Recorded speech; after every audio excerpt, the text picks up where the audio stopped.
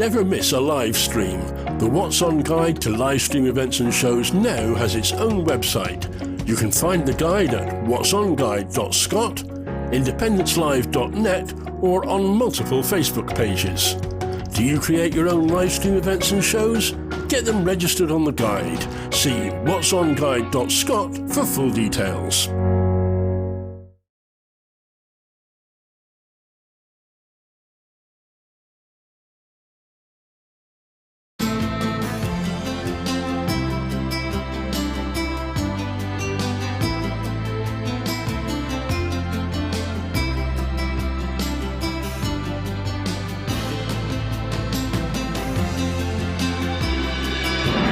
This is a new voice for a new Scotland.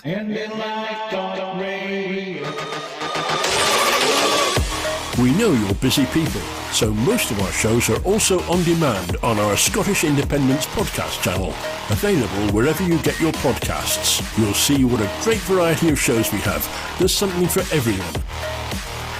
Our newest on-demand platform is IndyLive Radio's YouTube channel. We have set up playlists for our most popular shows and current topics, currency, list parties. New content is added almost daily, so subscribe and you won't miss anything. Join us. Thanks for listening.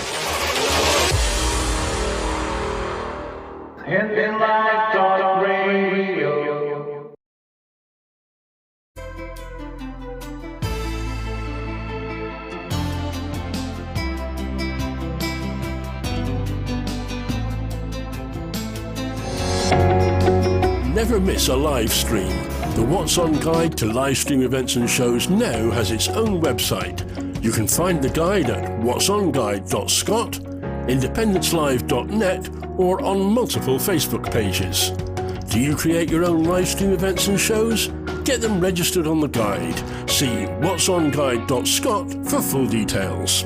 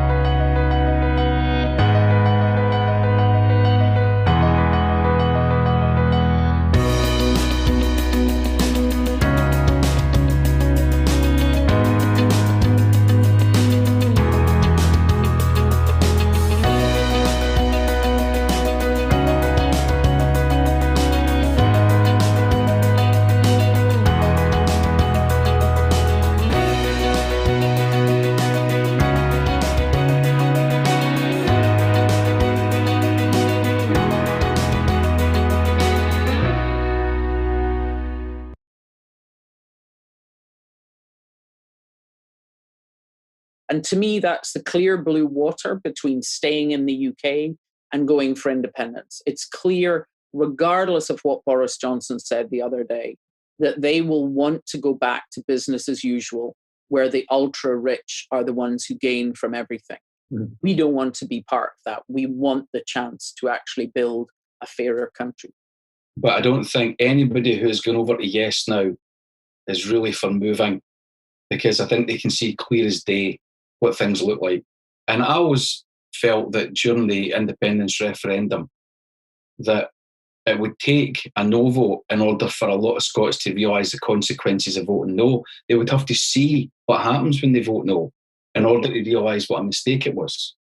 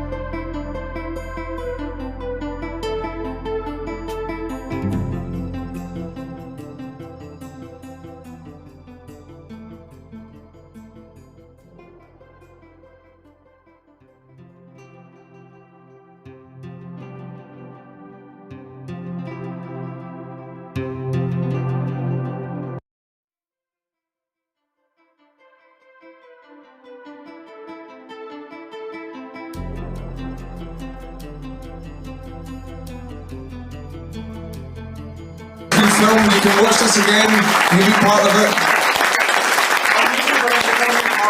It's Independence Live. Yeah. A few people asked about YouTube. It'll be YouTube/Independence Live. That's where you'll find the footage. Never miss a live stream. The What's On Guide to live stream events and shows now has its own website. You can find the guide at whatsonguide.scot, independencelive.net, or on multiple Facebook pages. Do you create your own live stream events and shows? Get them registered on the guide. See whatsonguide.scot for full details.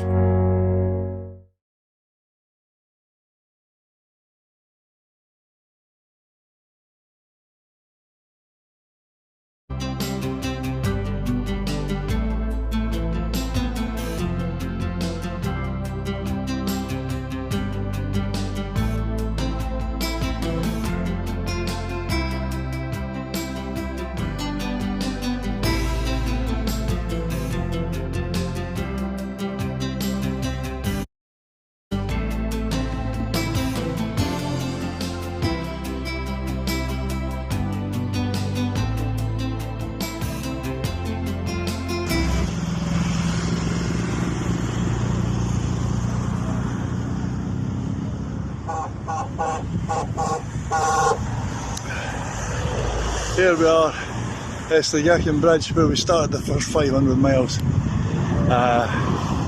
In front of that beast there. This is where it all started. We're now in day 4 and we're heading towards Port 3. We'll see he's on the road. Sign the covenant. Long walk to freedom. Talk to you later.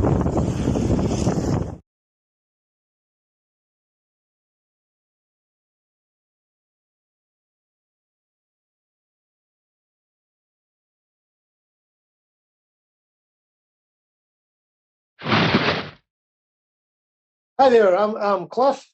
And I'm Russ. And we're from the Veterans for Scottish Independence 2.0 group. And we're just invading your privacy today to let you know that we will be very shortly pushing a programme out on live stream to do with the veterans, their needs as it will be during an independent campaign. The next independence campaign, and indeed in an independent Scotland. So get yourself in gear, come and join us, pull up a sandbag. Yes. Thank you. Cheers.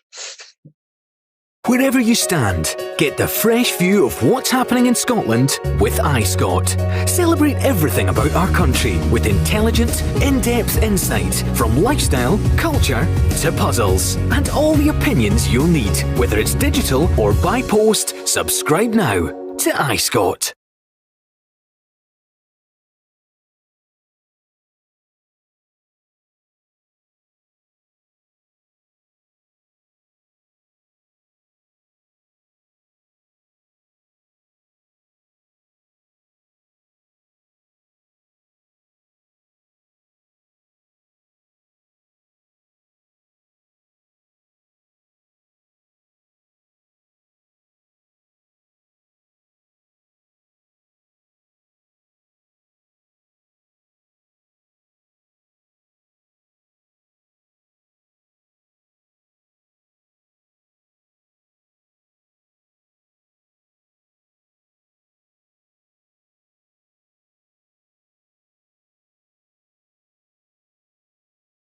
Most recent installment of Building the Scottish State, and I have Pete Wishart with me for the second time in several weeks. So first of all, thank you for being with us again. For having me back on. You're now my favourite indie show, so I'm looking forward to having a chat again. What's happened since we've last spoke? So Nothing. All that. What can we possibly talk about? It's so uneventful down there in Westminster. Totally. Yeah, well, it's so first of all, just the big news that Jeremy Corbyn has basically been stripped of his parliament, his place within the Labour Party. Tell me a little bit about that. What do you think it's kind of, because ostensibly it was due to his reaction to this report Well, it's quite extraordinary because just a year ago today, the general election in 2019 was called, and Jeremy Corbyn was on the precipice of becoming Prime Minister, if you were to believe Jeremy. And now 1 year later, of course, this dramatic and extraordinary development where he's lost the Labour whip and is effectively expelled from the Parliamentary Labour Party. I mean, I think this is all about Starmer trying to very much put his own impression upon the Labour Party. The fact that he's looking now to totally expunge the experience in the last few years, the Corbyn regime. And it's just remarkable that a former Labour leader has been treated like this. And, you know, I mean, I've known Jeremy since I came into the House, and we actually worked very effectively with Jeremy and all the campaign group at the high point in Blairism. It was, you know, we were practically and effectively an opposition party to high Blairism at the worst part of the Iraq War, you know. So, you know, we had high hopes when Jeremy took over the Labour Party that there might be some sort of working arrangement and somehow we'd be able to come to an understanding just about joint objectives.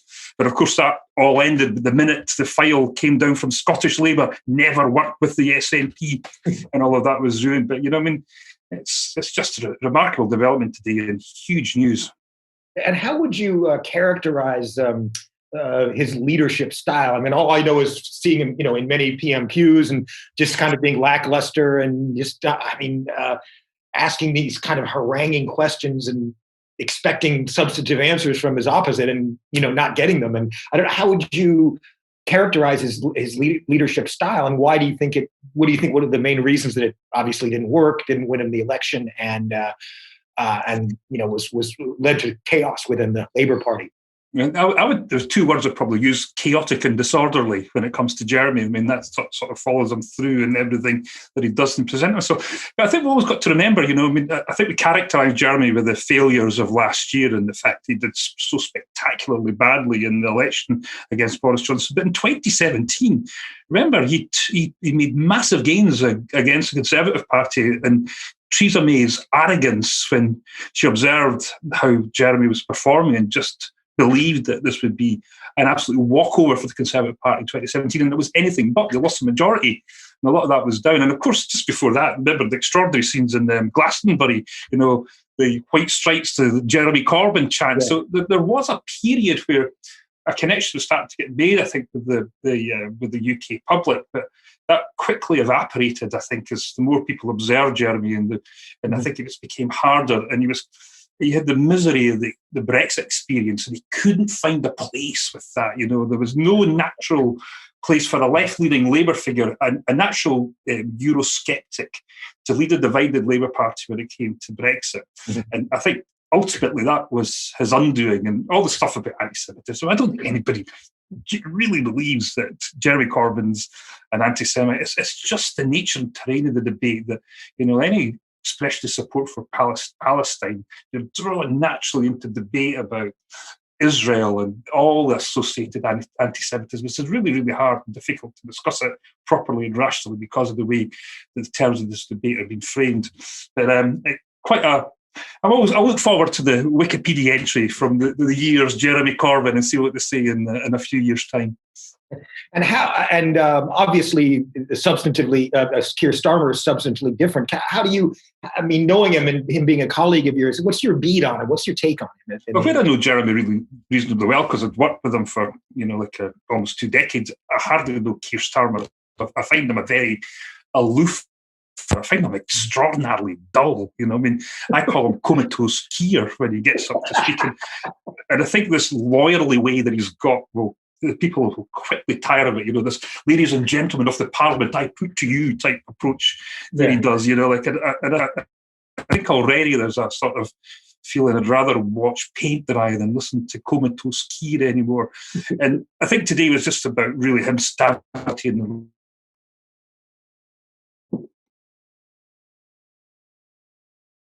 So your sound is cut out. Oh, you're back. You sounded cut out briefly. All right, is that okay? Yeah, I mean, I think this is all about him establishing the new era. So we'll see now exactly what he's all about. You know, I mean, we don't really know, you know, like what type of character he is, where he fits the political spectrum. I mean, he was in Corbyn's shadow cabinet without saying much about any sort of particular issue, Brexit role that he had. So we'll see now what happens. Yeah. Okay. And tell us more about what's going on with the internal markets. Oh, you didn't say that, did you? Not the internal market bill. That seems to have been our life in the course of the week. Last time I spoke to you, Mark, it was just being introduced to get its first reading in Parliament, and we've got opportunity to examine it for the first time in all its power-grabbing horror. I think for most of us, particularly those of us who've got an interest in the constitutional debate, this has been what it's been all about for us in the course. When I read some of the clauses, what that actually meant and represented. And the ones, of course, that were relevant and the ones that hurt most in Scotland were the clauses 42 to 46, where it was the direct funding packages from the UK government pretending to assume the powers of the EU, and also the other things about this internal market authority that they were setting in place, which would be the arbiter of standards, which would of course mean that we would take the worst possible standards to have their bargain basement Brexit deals internationally. So for us, it's been really tough going. But I thought it might have come back next week because it's in the House of Lords just now, but of course it's been held up in the Lords, and they're to be fair to our friends in Ermine, they've taken it all very seriously, and a number of them have said that unless there's agreement with the devolved Parliament and assemblies, no further progress should be made in the bill. So there's going to be stacks of Lords amendments coming back, which will then give us an opportunity to revisit it again in the House of Commons. So it's not entirely over, but I'm pretty certain a government with an 80 majority will pretty easily and readily dismiss the House of Lords' concerns on this, but it does just give us that one other chance, to sort of kick it around a little bit more and everybody knowing our. And what is? Can they just sit on it indefinitely, or do they have? How does it work? They will eventually have to pick this up. The House of Lords isn't subject to the same guillotines and time allocations that we have in the House of Commons, but they will. They'll get back to this. They're a bunch of donors and cronies. Eventually, at the end of the day, they're there because of patronage, and for all the groans that they make about certain things and their apparent desire to talk things out or not deal with things properly, they are there because prospective party leaders put them there, and they will eventually just get on with it because that's the way the House of Lords works. Mm-hmm. Okay, and is there any question that it will eventually be passed, and what? Yes, absolutely. I think that was set in stone at the second reading debate. I think our activities, the House of Commons, highlighted the relevant impact in Scotland, and that was the best that we could do. We highlighted the perniciousness of the whole bill, what it represented to Parliament. It's really funny, I chair the Scottish Affairs Committee, and yes. We've got a session on internal market bill. I think we're doing it a week on Wednesday. So it's going to be our opportunity to scrutinise it. We're only going to do a couple of sessions on this. And the thing is, usually when we put out for people to come forward to speak about this, you try to get a balanced range of views. Mm-hmm. We cannot find any academic or constitutional expert who's prepared to bat for the internal market bill. Mm-hmm. All of them know how difficult this is and the impact this has for devolution. So it's really hard even just to find somebody to come along and support it and tell us why this is good for the UK. So it's that type of bill, it's so clear cut. This is devolution destroying a naked power grab, and has such a significant impact in the way that the UK has been governed. Absolutely. Well, that's obviously one of the disadvantages of being, without a written constitution is that, a written constitution would not allow for, these devolved settlements to be just, bulldozed in this fashion. So it's unfortunate. And then. That's a really good point, and I know you're interested in these things, and I tried to have another look at some of the work you've been doing, which I commend you greatly for. Thank you. In terms of building the Constitution. I think that you're becoming a leading authority on that, and I think the work that you're doing is really, really well timed and well placed, and I promise to study it a bit better, okay, Mark. Cool. We'll have it when you have a chance to talk about it. The thing is about the idea that there isn't a written constitution is that there's a whole infrastructure that's in place to regulate and support devolution, and there's the things people will know about the Seoul Convention, which was there to sort of protect the integrity of individual parliaments and assemblies. Now, that's been completely overridden. And again, the Scottish Parliament have said the Scottish Parliament, the Scottish Government just now, they're saying we will not pass this piece of legislation.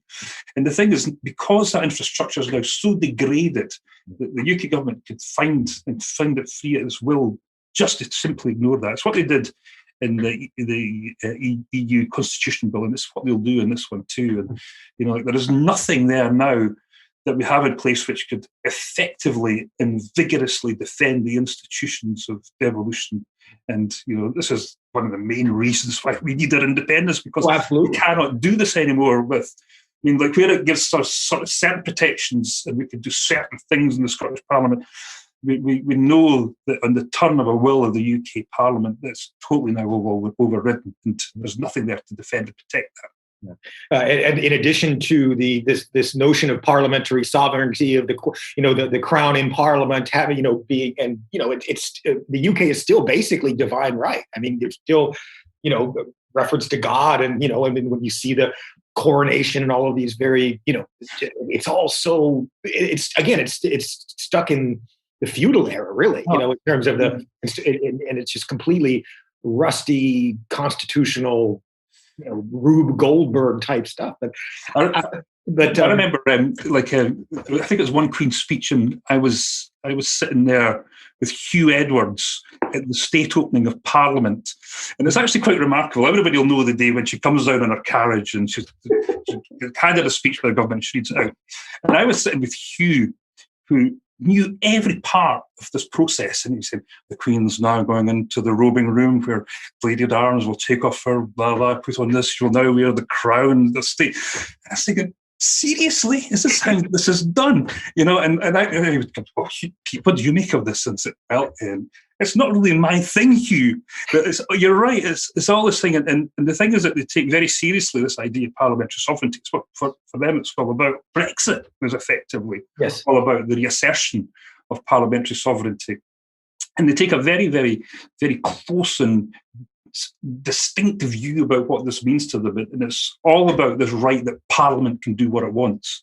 And it's so different to how we see ourselves as a community and nation. Scotland, where obviously what supports and sustains us is the concept and idea of the sovereignty of the people. And so, it's two different cultures that we have when it comes to how we see ourselves and how we should be governed.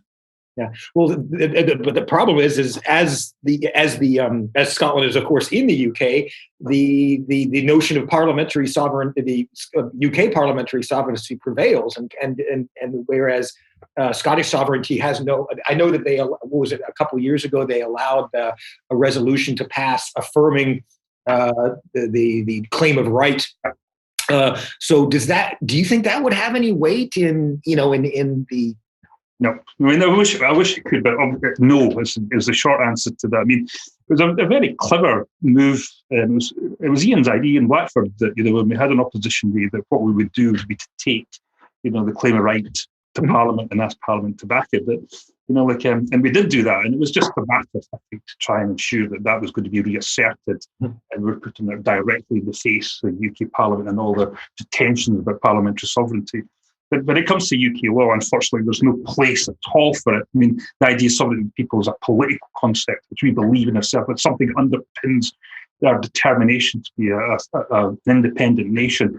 But they just sat back because they knew that, even if the House passed it, which it did because nobody voted against it, there's very little that we could do while we are part of the United Kingdom to assert that.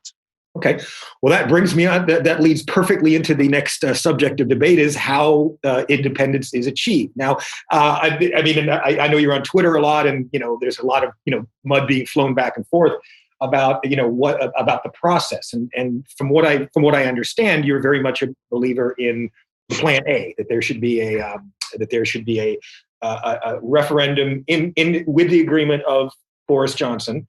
And then it should go the way it went in 2014. But the obvious question arises: what if he doesn't give it, and what if he is completely impermeable to any kind of public opinion, whether in Scotland or elsewhere? I mean, look at the way Brexit has gone, and the very idea that simply, while of course it's supporting, support has increased, it's now like 58%. According to some polls, in favor of independence. what happens if and when the Section 30 is achieved? Well, if it's achieved, then we have an independence referendum and we become an independent nation. And, you're absolutely right. If somebody told me 6 years ago, just after losing an independence referendum at 55 to 45, that we'd be sitting 58% with sustained majority support all year, I would never have believed that. But I think it says a number of things just about where we are in this. The most obvious thing to detect is the resilience of the people who still want to see an independent Scotland. And also, I think that the way that we've aligned new people and recruited people to the cause of independence, particularly in the last year or 2 years. I noted that difference in the 2019 election last year, that people who were previously no voters, and like in Perth, we do lots and lots of canvassing. We're the most canvassed constituency in the whole of Scotland. So we've got great records of people going back years and years and years, and you could tell when you're chapping on doors if they were a no voter or a yes voter. So we were able to detect and find that. But what we're finding was people who had voted no but had voted Remain in the European Union referendum, who were now say to me, listen, people, I've never voted for you. I've voted no in the independence referendum, but I'm now a supporter of independence. And this was great. But they're not totally confirmed supporters. They've got loads of questions. They're still unsure. They're still unstable. Which is completely what we're looking for us is to do it right.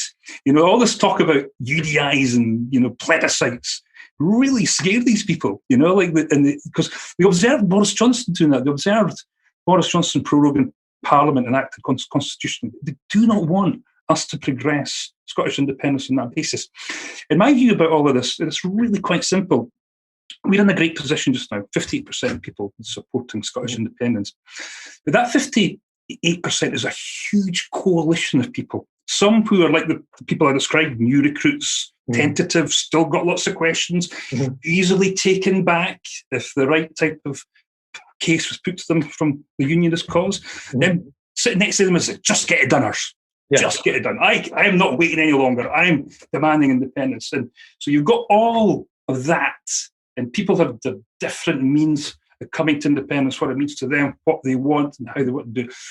The challenge for us, I think, in the whole Yes movement is how do we take this whole huge, broad coalition with us? So we're not scaring off those who have just been recruited to our cause, but at the same time, we're trying to ensure that those who are just determined to get it done stay with us and continue to work. And what I suggested, of course, and everybody's free to read it in my blog, is the route map to independence that goes through the various and relevant stages, increasingly turning the screw on the government. Now, you're asking me, will Boris Johnson say yes to Section 30? I don't know. I think he will. I think he will be for this reason. We know that they're preparing for it. Like one of the things that's developed since you and I last chatted are all these new groups, resources. I've got an article on one that quotes you from about the pro-union group that Michael Gove is setting. So they're putting all this together now. If they were just going to say no and really mean it, they wouldn't be doing this, because all they get to say, well, I don't bother what you think about independence, because it's no anyway. But we now know that they're preparing for a referendum, and they're now preparing the new case for the union. So that's all very much in place. And the other difficulty Boris Johnson got is this time we might win this, and we'll recreate the conditions that gave a referendum in 2011 with a majority SNP government. But that might even be based on the majority of the Scottish people. And for Boris Johnson, it's not then taking on a referendum, it's taking on democracy itself. And that's a very, very uncomfortable place for any government. But he still might say no. And then you turn the screw with all the different things that we've got and what we've got to demonstrate to the international community. What are the screws? What do you see as the points that you can? I mean, imagine the thing is that in the short term, it's very scary because you have this internal markets bill, Brexit's, and I'm trying to tie a lot of these questions that we see there together. Will the power, look at some of these questions? Will the power grab? We'll try to kind of tie them together because a lot of them are Section 30, et cetera. Will the power grab commence on the 1st of January? Will the UK has set up a very, very large civil service in Scotland. Also, I just saw this on Twitter, but I can't attest to its absolute validity. But in the UK Japan free trade agreement, 14 products have lost their protected status. Ayrshire Earlies, Ayrshire Dunlop cheese, Ayrshire new potatoes, Arbroath Smokies, Bonchester cheese, etc. So I can send you the tweet if you want, and you can certainly verify that. But what I'm saying is this stuff is happening. I mean, it's no longer hypothetical that they are doing this power grab and that they are stripping the powers from the Scottish Parliament.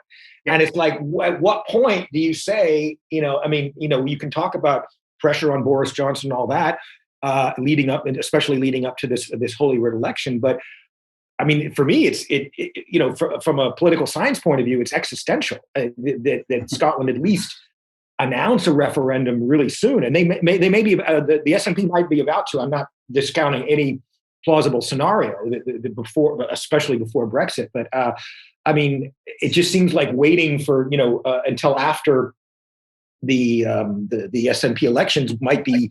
The Scottish government elections may be too late in a lot of ways. How do you see it based on your knowledge of Westminster and what they're capable of? I mean, they can do anything. I mean, what I call it just now in their approach, particularly this Conservative government's approach, I call it aggressive unionism. I mean, it's a policy that they started to adopt probably just in advance in the 2017 election. Up until then, there had been. We're still devolving powers to the Scottish Parliament. Things like welfare powers that we now have in place. This was all a gentle increase of powers of the Scottish Parliament, which was the consensus across, even including the Conservatives. And this went on up until about 2017. Mm-hmm. And I think at that point, the Conservatives started to see they were having a little bit of success. They got their 30 members of Parliament. So then they changed policy. And the policy became this aggressive unionism. And the aggressive unionism could be characterised as weakening the powers of the Scottish Parliament, trying to almost like put in place Scottish democracy so it knows where its place is within the United Kingdom. Mm-hmm. But it's been a disaster for them, a total and utter disaster. Since aggressive unionism became the orthodoxy in the Conservative Party, they lost more than half the members of Parliament. They're now sitting, I think it's in the last opinion poll, I saw them at 20%. So, sorry, and this is in the Westminster or Holyrood? Or I think in both. I think right, they're now roughly in the same condition. They're down to lose large swathes of their MSPs in the next Holyrood election. So what I'm detecting from the Westminster Tories isn't so much a continuation of the aggressive unionism, though they might, but they're actually trying now to be cuddly unionists, and that actually scares me just a little bit more. Like Conservatives bearing gifts more than continuing with this aggressive approach, which just so singularly failed them in the course of the past couple of years. And we've heard a little bit, and I think you and I the slap-a-jack in it. Yeah. Scottish people could see all the largesse and generosity in the UK state. So they're trying to do this. They're trying to find ways to enlist the Scottish government a little bit more in joint decision-making. So I'm heading more towards that. But they may sheer blood, the aggressive unionists, and they whittle away at the powers of the Scottish Parliament, and there'll probably be a bit of both, a bit of aggressive unionism tempered with trying to be a bit more cuddly conservative. So, but you can never tell what they're going to do. And this is why we need to be independent. And going back to me, but what's the mechanism if this pressure? I mean, it's perfectly valid to say that there are these points of pressure that Scotland has, but what if it's not? I mean, you know the nature of the Tory government better than anybody. While I certainly take your point very well of them, kind of ramping up for some kind of a campaign. At the same time, if they can continue to do this power grab to the point and maybe privatize the Scottish NHS. I mean, there's a lot they can do. Yeah, absolutely. This is why, again, I think the point we'll all agree, and this is why we need their independence. We only get independence if we do it, if we win, And so, a suggestion that somehow that we just call a referendum with, nobody will participate in it. There won't be a union side or union case. What we have to do, and I know this is hard for some people, there's a way that we go to keep the coalition of our support together in order to ensure that it might stay with us when we do the harder things. I mean, getting them to vote SNP next election is an easy thing. because like they know that we're part of independence, we support independence, we get a majority, we'll be calling for a referendum. That's relatively easy. Asking them to participate in plebiscites is harder. Asking them to participate in a referendum which might not have an opposition, which might be considered illegal, is also tough. But to get them to get to that stage, we've got to go through this in the right order, with the right process, or we risk fragmenting the support that we've got. So what we have to do, first of all, is get that supermajority in the holiday election next year, to get an SNP majority, hopefully on the back of majority support. And then we see where we are. We put this to the Tory government, say, well, listen, here's the conditions of 2011, replicated, all in place, backed up with the majority of the Scottish people, come on, that's it. And then if they say no, we go to the next stage, and you asked what the next stage should be. Yeah. I think the first thing that we should be thinking about doing at that stage, we'll give them every opportunity to engage. We say to them, come on, sit down. Like, all we want to talk about is this. Come back. Let's discuss this time. We'll come back in 2 weeks, chap on your door. We'll come down to Downing Street. We'll meet you there. You could meet in the Windsor Castle if you want. So every opportunity to get them to engage. If they're still saying no, and then we start to think about other things. And the things that I talk about doing, and the place that I would start would be to start to withdraw from some of the apparatus in the UK state. Like, we've got the Joint Ministerial Council and all the infrastructure that supports the governance of the UK in place just now. We come off that. We just say, bye. There's no point in us sitting around here discussing how the UK should be managed and governed when you're not listening to the Scottish people. So we come away with that. Then we start to do things in the Scottish Parliament that are notionally reserved. So we look at how we could start to legislate in other areas and behave more like an independent parliament. So we just say to Westminster, listen, you're not going to do this, we'll do it ourselves. But the biggest and most important thing is building international capacity. Because at the end of the day, we've got to convince the international community to get on our side, to support us in all of this. I think that is the thing. So I think there's already a lot. I think, last time we spoke, you made the analogy of Catalonia, which is perfectly valid. I was there. I was in Barcelona for 3 months in 2016, and I saw firsthand, what they were up against in terms of the Spanish state. And the Spanish state was, threatening anybody that gave any even remotely support for Catalonia. They would threaten, and all that, and them, Spain being part of the EU, they were able to use that force to quell any support for the referendum. And so they did, as you saw, they did not get any international recognition, because Spain would have been absolutely furious with them. It's different, with Scotland, especially in the context of Brexit. I'm just putting this to you, that if Scotland was to say, okay, look, Boris Johnson says no, then there's already, the Scottish government has already passed the referendums bill without the date in the question, and from what I understand, they will be. They will be, hopefully proposing a referendum sometime next year. That's what I'm led to understand. I sent you that link to the Scottish Investment Bank timeline, and that says that, I forget the exact date, but in September next year, that there would be a referendum, and that's obviously part of the SNP's thinking. So I'm just wondering if they're kind of, keeping these stuff under wraps during these very difficult Brexit negotiations. But once it becomes clear that there's going to be no deal or something like that, then that completely changes the picture. And I think that a huge amount of Europe would be very receptive, but they can't say it now because of the state of the I think that's absolutely right. And we know that because we do speak to European politicians. Sure. In fact, we speak to them regularly. And, what we've all detected is very much a change in how they observe what's happening in Scotland, and a much more greater support for what we're attempting to do. Mm-hmm. But it's the thing that we're told, and I know this is hard for a lot of people again, they're only going to do it if we do it legally and constitutionally. Mm-hmm. And that's the thing, that's the bottom line. If we start to do things which look legal, feel unconstitutional, they'll be away in a minute. So what we've always got, and this is why people going about the Section 30 agreement with the UK state, the fact that this will be the continuing parent state when it comes to, they're all looking for us to come to an arrangement and agreement with the UK, so this is done right according to how they see the right and wrong when it comes to their engagement with us. So this is why it's so important. But if the UK say no, we've got to go back to them and say, well, listen, we've tried absolutely everything. We've tried to engage them. We've said to them, we'll meet them in Windsor Castle if they want. We'll sit down, discuss this with them again and again and again. Tell us the date, we'll sit around the table.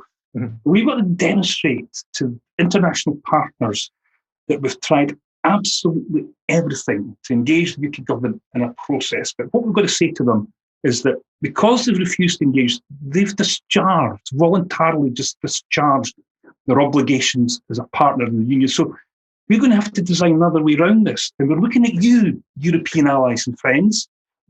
Like, tell us what we could do to engage the UK. But if they can't come up with anything, they've got to start to get behind some other sort of process to help us, enable us to be part of the European Union, which they know that we want to be. So this is the sort of tension and difficulties that we've got. So we do everything possible to put that leverage onto the UK government to get them engaged, give them every opportunity to participate with us in an agreed referendum. But at the same time, they start to make that case, the representation to European and international partners, to build that up, help them put pressure on the UK, but if not, support us in our rightful claim for independence. So, neat, straightforward, all done if they agree to a Section 30 and we have an agreed referendum. Difficult, hard work, lots of negotiations, probably a number of setbacks if we don't get that. And so when people say, just ignore the Section 30 process, just go and do it all on your own, we've got to know what that means, because that makes it so much harder to do this. It's easier to put that leverage on to the Tory government to ensure that they do the right thing. Tell them they're taking on democracy, not a referendum. Do all the right things in order to ensure we do this, because if we get that agreement, if we get that process, the minute that's concluded, we're independent. Okay. End the story. Any other way, difficult, fraught with a whole number of dangers. And, it's just going to be such a difficult, complicated process. Okay. I wanted to address one more issue before we go. We file through some of the questions. With regard to the in the upcoming Holyrood elections, the several other independence parties are thinking about standing on the list seats, which could potentially. Because if the polls are correct and the SNP wins an overall majority with the constituencies, then that leaves a lot of list seats open, which could potentially be won by pro-Indy parties, depending on how well organized, and to the exclusion of, from what I understand, the Independents for Scotland, which party which Gordon Ross is involved with, they got higher polling numbers than the Tories right now. So I mean, they would have the potential, at least in the list seats, not the constituency seats, but list seats, to form a comprehensively increase in a majority without cutting into the SNP majority. How do you see these things, and what is your view? Utter madness. And I really can't believe when I observe some of these things. And I don't know which opinion poll you're referring to about I think you said the ISP polling how the Tories. They're not. They're on less than 1% combined with all the other, pop-up indie list parties that are out there. And I don't know which one makes the best claim to be the real one. I know that I think there's something like 8 just now, and they're full of people who nobody knows, with policies that nobody quite understands, other than the independent stuff, of course. And even to have some sort of impression, to even get one regional list member, they would need something approaching 7%. It might be possible just about to do it with 5.56%, but they would need something like 7%. They're never going to get that in a million years. Nobody knows who the earth they are. I mean, I see that ISP you're referring to. I mean, they're a Twitter sensation. They're only 5,500 Twitter followers. I mean, how do you start to communicate? I don't think these people even have sat down and thought just how difficult political campaigning is, just how hard party structures are to put together, and to have even just to get people to know who you are. It takes, for the SNP, it took decades for us to get our first member of parliament, and then much longer than that to be an effective political force. Now, the sensible thing to do is, if the SNP list vote matches our constituency vote, you'll get a seat in every regional list. We'll get that. So we get a super majority with the SNP. If only we could convince people to not waste their vote on fringe parties that won't even start to make any impression in the election. Forget about the Greens. And the other thing about all this, there has to be a huge statement with this election. The number of votes the SNP get this time round will be absolutely critical. Now, the Tories only look at independence votes as SNP votes. They don't care less about the ISP or Dave Thompson-Zaffe or whoever else is coming forward to claim that they're a party of independence. They only look at SNP votes. So we've not to give them this excuse. Well, look at the SNP vote went down for the Parliament list, so seriously, people really need to understand how important this election is. We've got to get a huge SNP mandate, and the stronger that SNP vote is, whether that's in the list or in the constituency, the better claim and the more pressure that puts on the Johnson government to do exactly what we want, which is for him to agree to a referendum that we will go on to win. Okay. All right. I'm going through the questions. I think many of them have already been answered when you spoke about the Section 30 order. Hashbury Stumble. John asks if Pete would agree that the Labour Party will never support independence, as they would relinquish all hope of ever returning to power in Westminster. I think Keir Starmer has also basically said that he would be against a referendum as well. How do you see the Labour Party, potential Labour Party support for an independence referendum? I mean, I wouldn't entirely rule out the Labour Party. I mean, it must be so hard being the Labour Party in Scotland. You used to overlord all these constituencies, the former heartlands, West Central Scotland, right across the Central Belt. Then all of a sudden, all the people who used to vote for the Labour Party now support independence and vote for the SNP. For them to remain a unionist party, particularly a hard unionist party, it's one of the most absurd ideological political positions that any party in the UK could ever think about adopting. And at some point, there must be somebody at their NEC put their hand up and say, listen, we've tried this again and again and again. It's not worked. How about looking at maybe being a party of independence? And I observe a new generation of Labour activists who are starting to think about this. When I was at Westminster, it was 45 Labour MPs. When were you first elected to? I was first elected in 2001. Okay. So I went through all the high Blairism into Gordon Brown, into Cameron, into where we are just now. But up till 2015, there was 45 Scottish Labour members of Parliament, and there was one remark that was made during the independence referendum. I had to lead for the SNP in most of the debates in the House of Commons because I was the Scotland and Constitution spokesperson. So I was there at all the debates, and I listened very carefully to what Labour members said. But there's one I'll never forget. It was a Labour MP who's now dead, who I think he represented Clydesdale, a guy called Jimmy Hood, who got to his feet in the usual traditional Labour, inarticulate, incoherent way, said, even if independence made us better off, I'd still be against it. That's what you were dealing with. Now, all these people are now gone. The only dinosaur that's still there is Ian Murray. And Ian Murray was, of course, part of that Labour traditional culture at Westminster. And he's still been unionist. And I know you envision about this is still pretty much the conventional view in the Labour Party. But I'm seeing new Labour activists who are just thinking, this is nuts. Why are we still a unionist party? When all the people who used to vote for us now support independence. So at some point, it's just going to click with them. And so I'm not giving up on the Labour Party. I still think there's a way. And I know there must be, I forget the number in the polls, but there's certainly a significant number of Labour voters who support independence. It's not like, there's a monolithic, and maybe a lot of Labour supporters in Scotland. Remember, that's what's left of the Labour vote. That's not. Most of them are away supporting the SNP or maybe SNP members now. But that's what's left of what was the unionist Labour folk who are still prepared to vote for the SNP. It's just incredible, and it's almost unbelievable that they're still siding with the Tories when it comes, to the Constitution. So it's going to be a tough old election for Labour. They're not going to change it in advance of May. But maybe, like a further thumping, might just make them come to their senses. Okay. Dave, Greg, does Pete believe that the Scottish public know about the bill? I believe referring to the internal markets one. I don't see. one of the powerful changes that could disempower Scotland. Shouldn't the SNP be marketing campaign to make people aware? Just what do you think of the general awareness of the internal markets bill? It's such a difficult thing to explain to the Scottish public. I made a valiant attempt in my regular column in the Perthshire Advertiser. I tried to explain it simply as possible, and I tried it out with quite a number of people. You know what I'm talking about here, and some of them did, but it's a hard concept for people.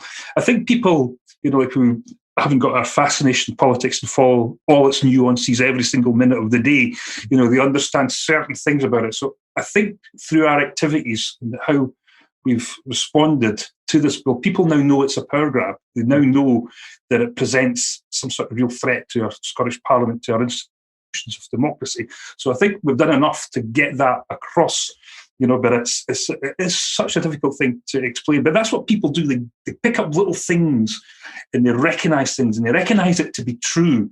And I think the Scottish public recognise the internal market bill as a threat to our democracy, to our Parliament, and it's very much a naked power grab. Okay, and that ties in with the next one. Why do the SNP seem to allow Scotland to play the subservient role? If England wanted their independence from us, would they, like they did a la Brexit, ask us for our permission? So, I mean, and we talked about this when we were talking about the notion of parliamentary sovereignty, basically that, because the Scotland is in the UK and that they have this notion of parliamentary sovereignty where they can do whatever they want, including doing and undoing bills, that they're able to do that. But do you have anything to add to that about? Not really. We are where we are. I mean, we are in the union. We're in terms of our size compared to the rest of the UK. We have to understand and accept the fact that we've got a devolved parliament within a greater parliament which accepts its parliamentary sovereignty. This is the reason why we want to secure our Scottish independence. And there is one thing that's happened which has given me a little bit of encouragement in the course of the past few weeks, and this is what I call the Northern Rising, across the regions of the UK. They've taken really badly to some of the new COVID restrictions, and there does seem now to be the sense across Northern England. And I think they've got a little bit of what it feels like to be Scottish, which is London saying to them, no, here's your pocket money. We're not going to give you enough in order to survive and get through all those things. And we might listen to you, but we'll patronise you a little bit, but send you on your way. So there's a lot of people in England now who's maybe start to pick up what this is like for us all the time. And they might be potential allies in the future. So you're talking about England doing something. There might be something happening there which, might just start to turn into something constructive, useful. It might even be a challenge to the UK state itself. Mm-hmm. Yeah. Let's see. Let's see. I'm just having a look through here to see. Go ahead. Just answer any questions you want.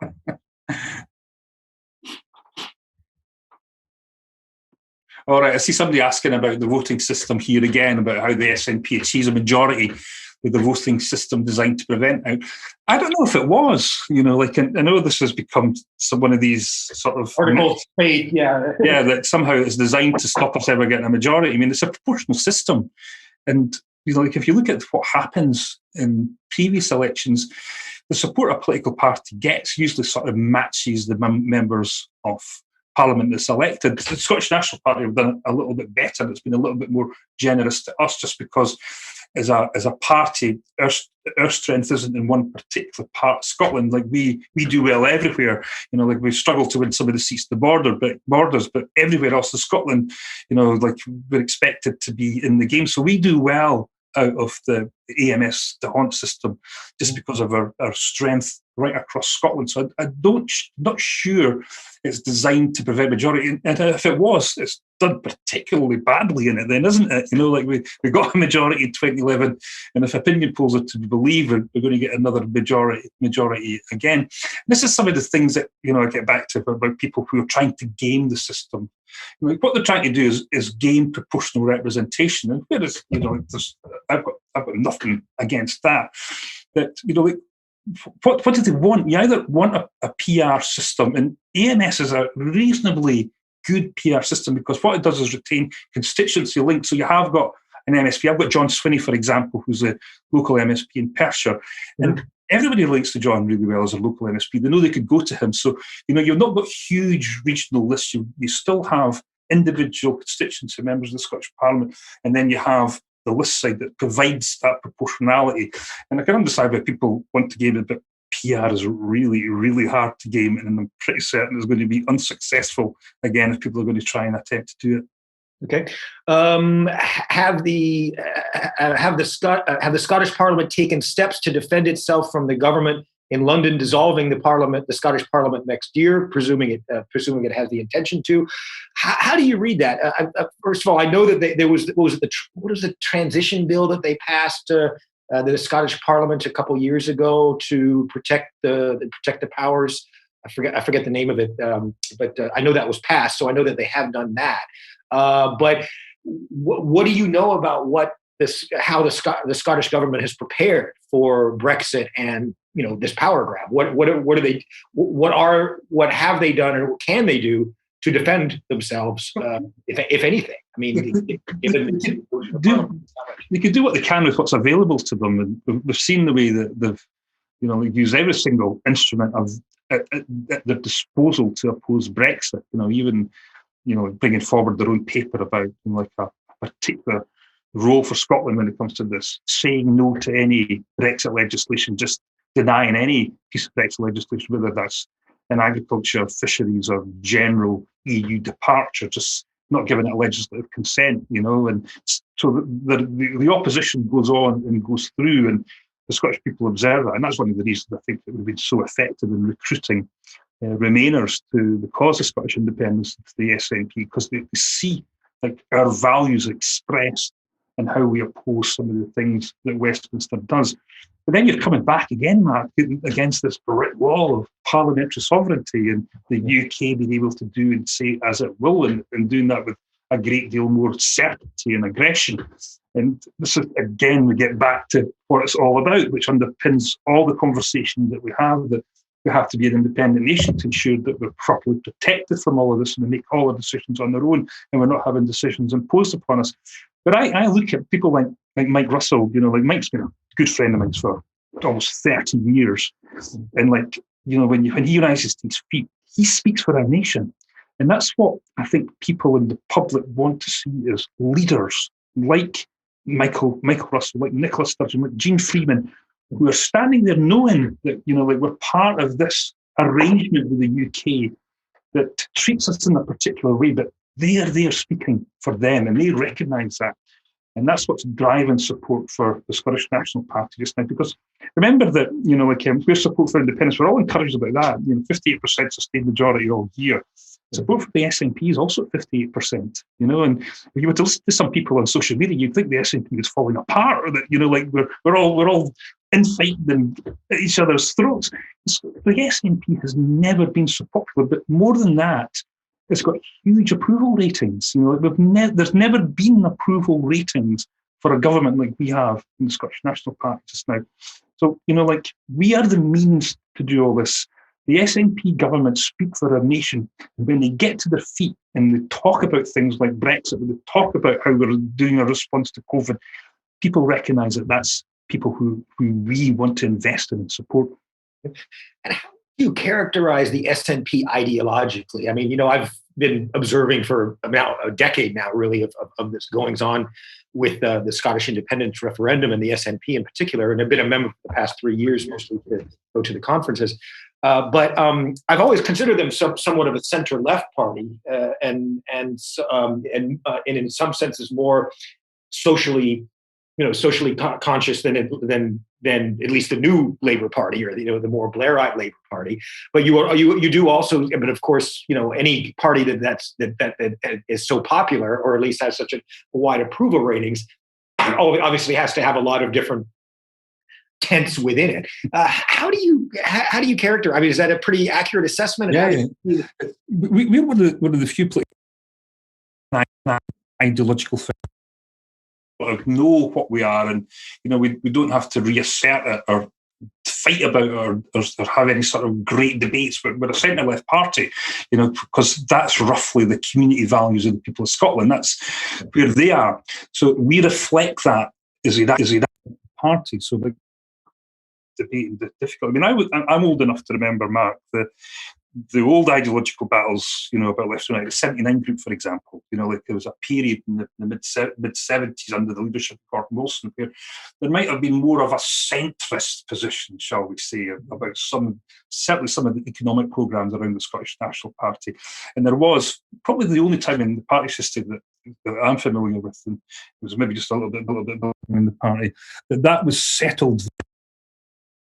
The arrival of Alex Salmond as a political force and his vision of making sure that we did be the centre democratic and defined us. Arguments we have about independence, about like how we get there, and like the old fundamentalist versus the gradualist, and again there was a good deal of joining the party. Became a senior office bearer in the mid-1990s. That was a debate that we were having, and it's now seems to be coming back again as we're at this critical place, just poised for our independence. Where it might have been useful 25 years ago, I'm not sensing it's as useful now, because more than ever we need unity. We need a united movement. We need a united party. It's some of the things I'm observing on social media I totally, utterly despair of. I'm thinking, the Tories can't beat us. They know they can't beat us. They haven't got the means. They haven't got the arguments. The union case is just so degraded. The only people that can beat us now is ourselves. Yeah. The only people that can. I understand that, but at the same time, I know that there's a lot of frustration, as you do too, of just not a clear path, and the thing of kind of being saying plan A, plan A is the only way. I understand that, and I know that they're once you've gone through these actions and sees how that plays out, maybe there can be some kind of divergence from that. But I just know that there's a lot of people that are very deeply concerned that there will be a total power grab on the 1st of January. The Scottish Parliament can be shut down. I mean, maybe all of it's hypothetical, but we see with the internal markets. See, we can't plan for hypotheticals. We've got knowns. We've got an election in May. Right. If we win that, we could have an SNP majority again, based on the back of the majority of people of Scotland. We can't do anything about the other things. They may do that. They may not do that. They might develop a penchant for cuddly conservatism. Stranger things have happened. So we can't plan for hypotheticals, and regardless of how much people will say, like the 1st and 2nd of January, they'll just abolish the Scottish Parliament and do all this. We don't know they're doing that. I mean, I've not seen any great evidence for that, and and I observe them very closely. I watch this government like a hawk, and I've got the brief of the Cabinet Office, so I get a sense of some of the mechanics of what they're doing when it comes to the Constitution and the Union. But I might have missed something. But I'm not. Can you talk a little bit about that, just in very general terms? I mean, how they see, from your perception, how they see Scotland post Brexit, or what their basic thinking is, to the extent there is any. Well, they know they've got a problem, and they're observing the support that we have. They know that there's a groundswell opinion for independence. That it's not like the worry that they've got just now when it comes to Scottish independence is that if it does, and we're using this term, and we should have settled will. As long as we have, they're starting to think that there's no turning this round and going back. And they're getting really worried and panicked about all this. This is why they're setting up all these resources and facilities to try and take on Scottish independence and prepare for a referendum that's going to come. So they've got real difficulties about this. Now, I shadow Michael Gove, as you know. Yes, I saw you last week. That was some of your boiler heed. Boiler heed, I thought it was a very elegant Scottish term that a proud Scot like Michael would understand very readily. So you're seeing all these things going on, and you're seeing what they're building. But in terms of the bigger Brexit project, they could not give a stuff about Scotland. I mean, our views are totally irrelevant to that. They made that very clear from the outset, like all the times that we were trying to engage with them. And you could sense the frustrations of people like Michael Russell, who, trying just to, like get them to meet the Joint Ministerial Council, for example. Just sit with them and talk them through. And I found Michael's thing this week despairing that Scotland hadn't prepared sufficiently to leave the European Union a bit rich. This is a country that wants nothing to do with their crazy, disastrous Brexit. And all of a sudden, he wants us to be like spending our time preparing for a Brexit that nobody voted for, nobody wants. And we're determined, to get back into Europe at the earliest possible opportunity. Mm-hmm. Yeah, okay. Okay, we'll be wrapping this up in the next few minutes, but anything, I'm sorry we didn't get to all of the questions. I tried as well as I could to kind of get them together to, because a lot of them were on Section 30, et cetera. There's one very good question here. Go ahead. It's how do you convince the undecideds? That is the key question. Because I think there's a lot of people thinking it's already done and dusted, that we've already won, like independent support is so high and that we're doing so well. But I think a lot of that support is still very fragile. And this is why I worry about the UK government trying to force us into unconstitutionality and illegality, if I can even say these words correctly.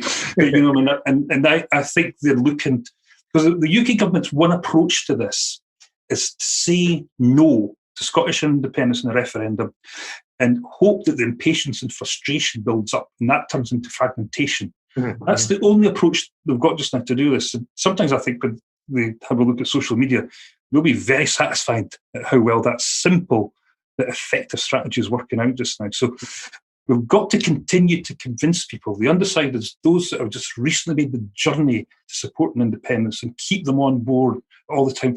The UK government would like nothing more than us to embark upon illegality and doing things rashly.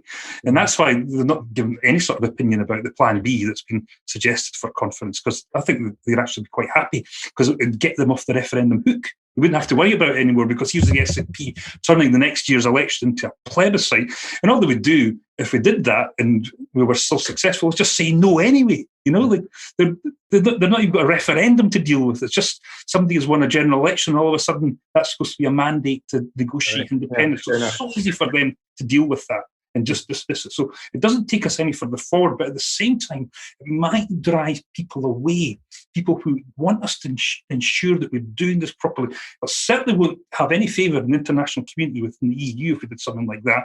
So it doesn't achieve anything, it's counterproductive, and it could actually set us back. So that is why I oppose all these plans for Plan B.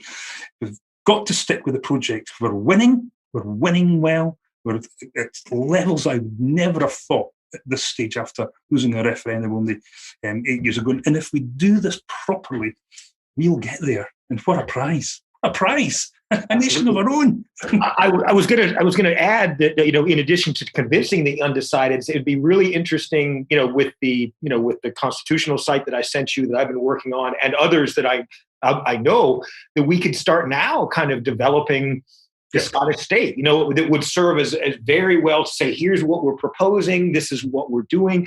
Because having studied American history a lot, at the time of the Revolution, there were so many popular movements going on. And people wanted, to be free, from the British Empire for, of a wide variety of reasons.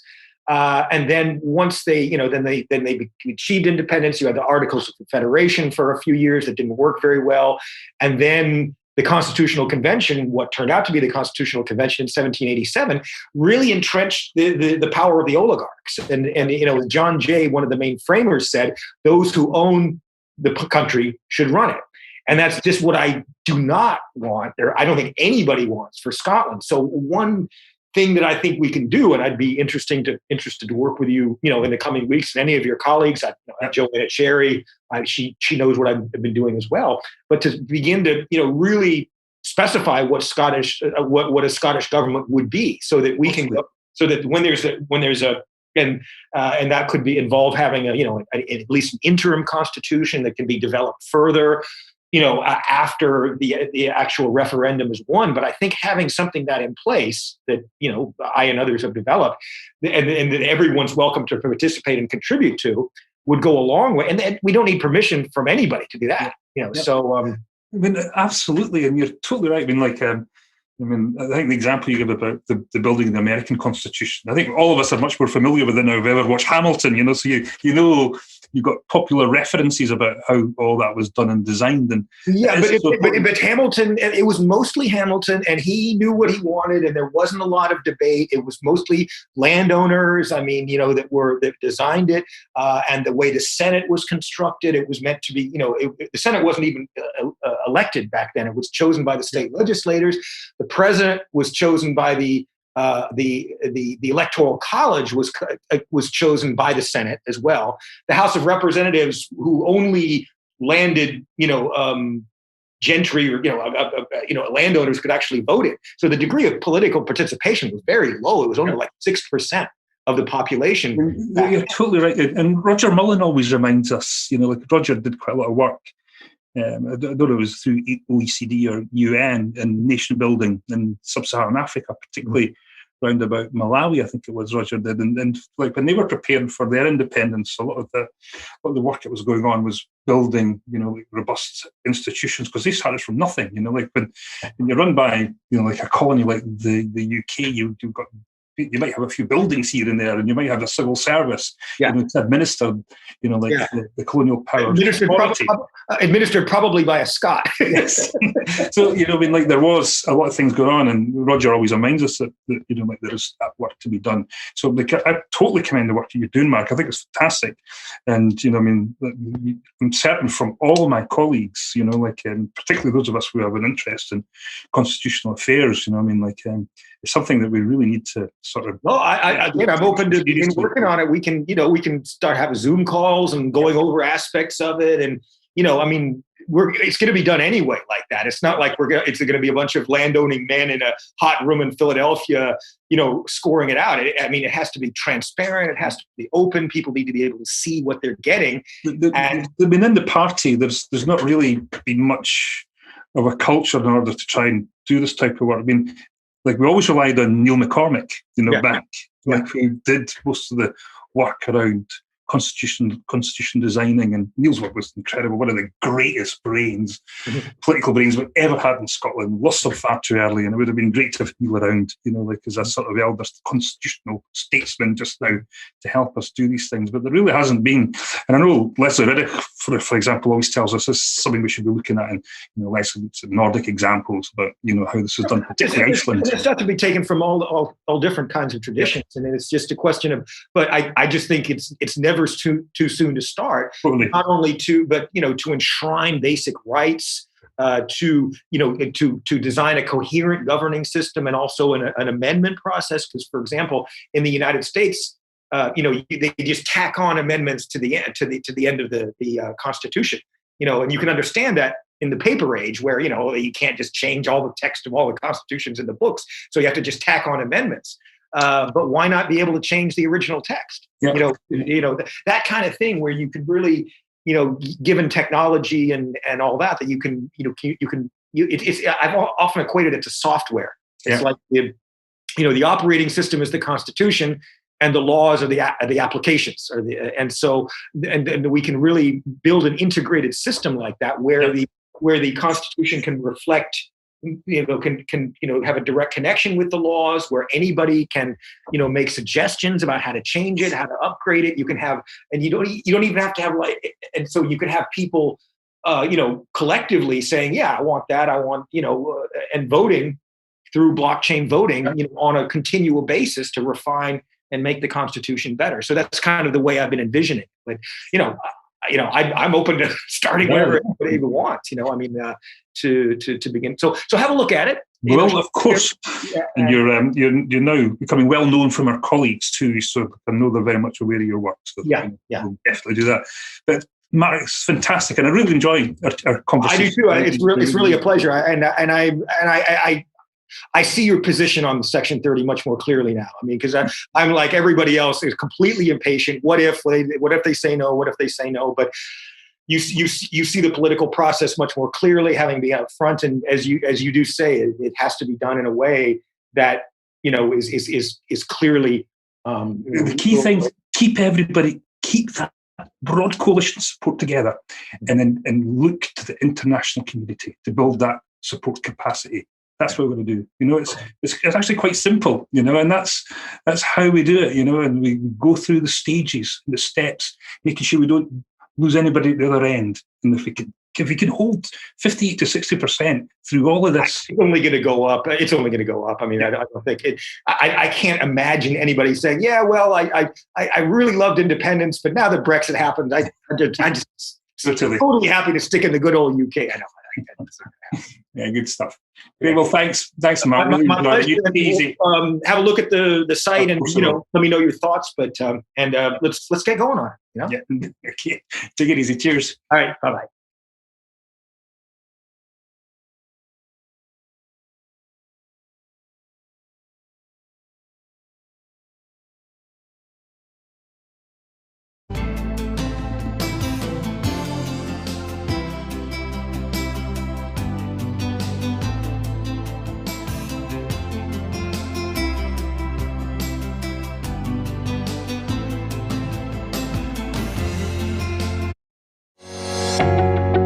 Never miss a live stream. The What's On guide to live stream events and shows now has its own website. You can find the guide at whatsonguide.scot, independencelive.net, or on multiple Facebook pages. Do you create your own live stream events and shows? Get them registered on the guide. See whatsonguide.scot for full details.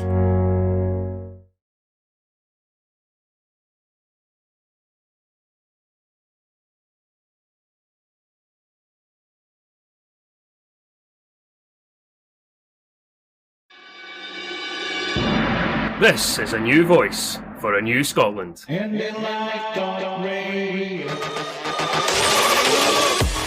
know you're busy people, so most of our shows are also on demand on our Scottish Independence podcast channel, available wherever you get your podcasts. You'll see what a great variety of shows we have. There's something for everyone. Our newest on-demand platform is IndyLive Radio's YouTube channel. We have set up playlists for our most popular shows and current topics, currency, disc parties. New content is added almost daily, so subscribe and you won't miss anything. Join us. Thanks for listening.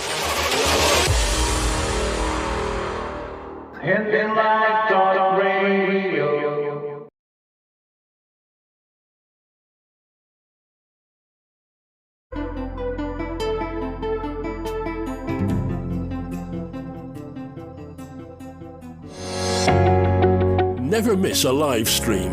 The What's On guide to live stream events and shows now has its own website. You can find the guide at whatsonguide.scot, independencelive.net, or on multiple Facebook pages. Do you create your own live stream events and shows? Get them registered on the guide. See whatsonguide.scot for full details.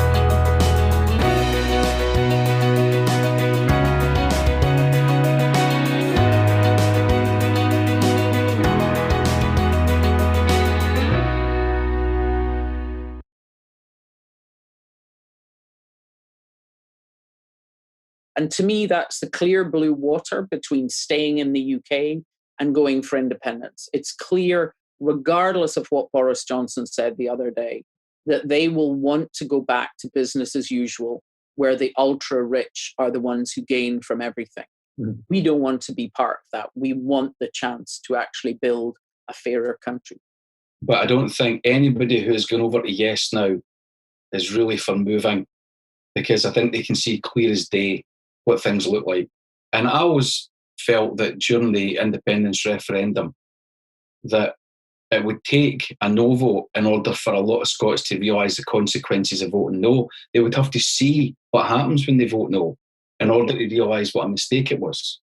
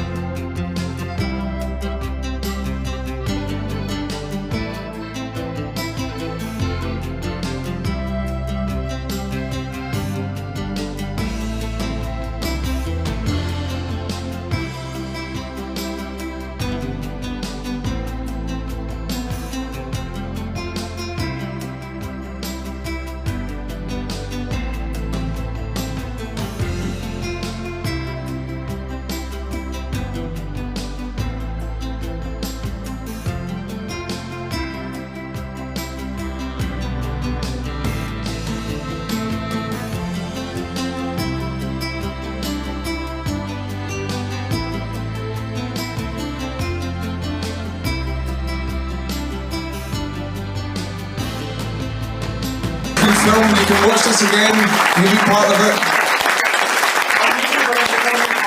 It's Independence Live. Yeah, a few people asked about YouTube. It'll be YouTube/Independence Live. That's where you'll find the footage.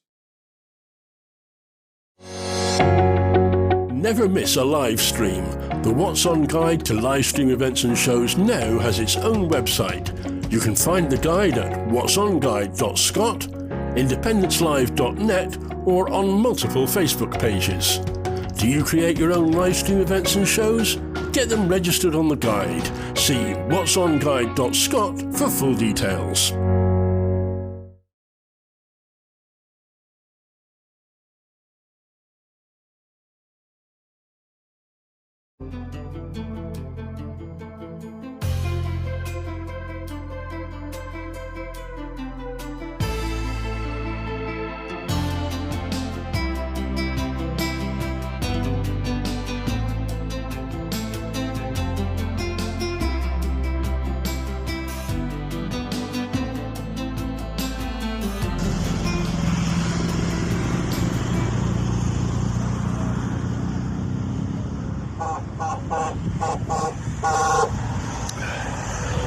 Here we are, it's the Yackin Bridge where we started the first 500 miles. In front of that beast there. This is where it all started. We're now in day 4 and we're heading towards Portree. We'll see he's on the road. Sign the covenant. Long walk to freedom. Talk to you later.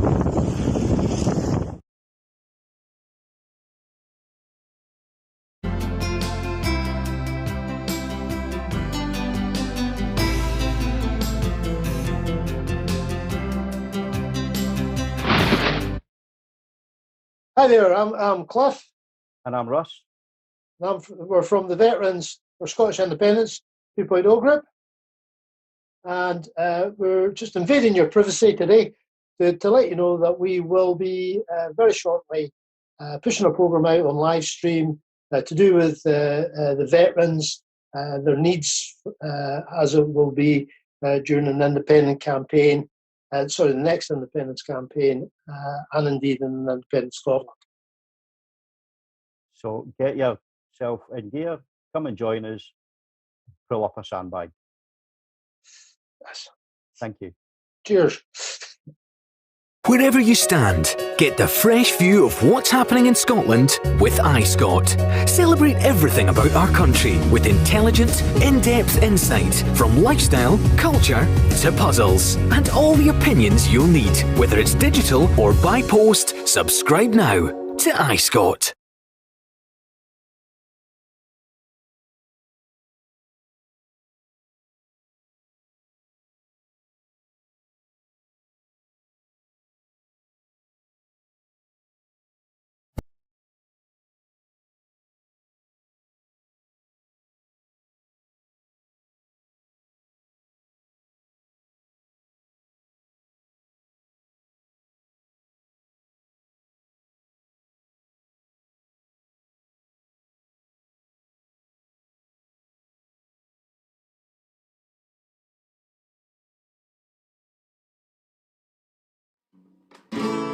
It's a song I wrote about 5 minutes ago called Carpe Diem, Hope Over Fear.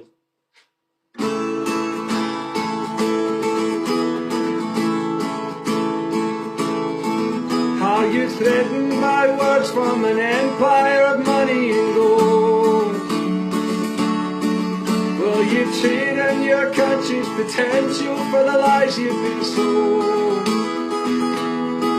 Are you scared that the walls are too high to be breached by the bold? Will you stand and be counted, or shut up and do what you're told? Hope over fear, don't be afraid. Tell Westminster Tories that Scotland's no longer your slave. Carpe diem, will you seize the day? Rip the chains from the unicorn, Scotland's no longer your slave. Did the TV man call you a nationalist for rejecting the lies? Are the wolves of the few off the bob cause they wear shirts and ties? When they tell you that Scotland's no great, are you really surprised? Will you stand and be counted for something that money can't buy? Hope over fear, don't be afraid. Tell Westminster Tories that Scotland's no longer your slave. Carpe diem, will you seize the day? Rip the chains from the unicorn, Scotland's no longer your slave.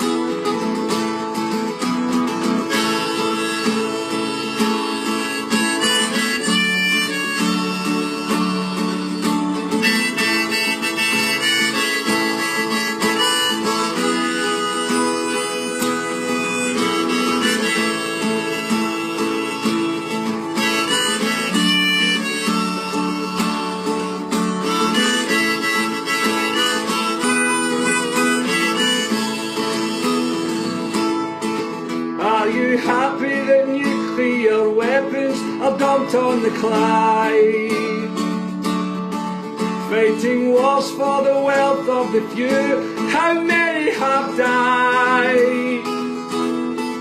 You can bury my bones, but the truth of it can't be denied. Will you stand and be counted, cause I'll be there stood by your side. Hope over fear, don't be afraid. Tell Westminster Tories that Scotland's no longer your slave. Carpe diem, will you seize the day? Rip the chains from the unicorn, Scotland's no longer your slave. Will the media tell you that England don't want you to go? And the taxpayer-funded MPs tell you just tell them no. No, but in Manchester, Nottingham, Sheffield, they already know that they're fighting for them, and it's only the start of the show. Ha ha! Hope over fear, don't be afraid. Tell Westminster Tories that Scotland's no longer your slave. Carpe diem, my friend, will you seize the day? With the chains from the unicorn, Scotland's no longer your slave. Vote yes for a future.